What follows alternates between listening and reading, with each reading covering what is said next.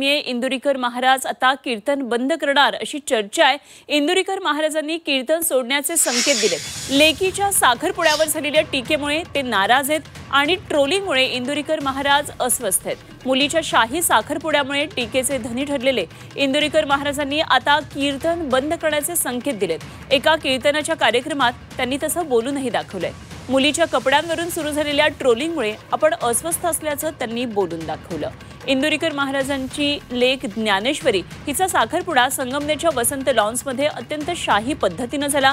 जवळपास 2000 लोकांची उपस्थिती आणि शाही थाट यावेळी पाहायला मिळाला।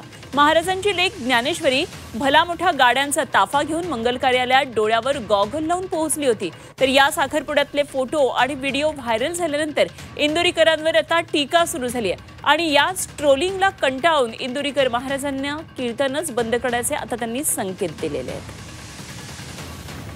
आता 4 दिवसापासून माझ्या मुलीच्या अंगातल्या कपड्यावर लोकांनी बातम्या तयार केल्यात महाराज। आणि मुलीच्या साखरपुड्यात कपडे मुलीकडचे लोक घेतात, नवरदेवाकडचे घेतात का मुलीकडचे घेतात? मग कपडे त्यांनी आणले असतील का मी घेतले असतील? मग एवढी तरी क्लिप टाकणाऱ्याला लाज पाहिजे ना। माणूस नालायक असावं पण किती। आणि त्याच्यामुळे मी आता कटाळलो महाराज। मी जवळजवळ आता 2-3 दिवसात टाकणार एक क्लिप आणि थांबून घेणार आहे। आता बस झाली 31 वर्ष लोकांच्या शिव्या खाऊन आयुष्यात सगळं चांगलंच केलं।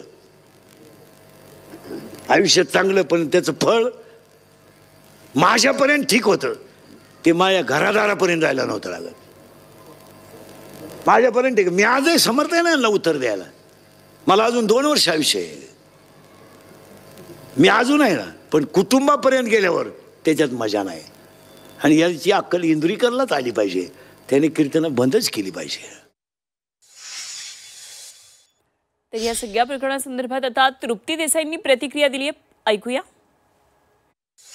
तुम्हाला जर आता वाटत असेल की तुमच्या घरापर्यंत हे लोक बोलले, तर तुमच्या घरापर्यंत बोलायचा लोकांचा संबंध नव्हता। जेव्हा तुम्ही दुसऱ्यांच्या घरावर बोललात तेव्हा तुमच्यापर्यंत हे लोक बोललेले आहेत। आणि तुम्हाला जर वाटत असेल ना की आता फेटा ठेवावा आणि हे बंद करावा, तर तो तुमचा डिसिजन आहे। कारण तुम्ही जेव्हा दुसऱ्यांना बोलता तेव्हा तुम्हाला मजा वाटते, तेव्हा तुम्ही हसता, तुम्ही टाळ्या वाजवायला लावता। आणि जेव्हा तुमच्या घरापर्यंत आलं तेव्हा मात्र तुम्हाला वाईट वाटतंय। तुम्हाला कीर्तन करायचंय नाही करायचंय हा तुमचा प्रश्न आहे। शेवटी कीर्तन नसतंच, ती कॉमेडीच असते। त्यामुळे आता कीर्तन बंद करा तुम्हाला जर वाटत असेल तर, आणि कॉमेडी शो सुरू करा।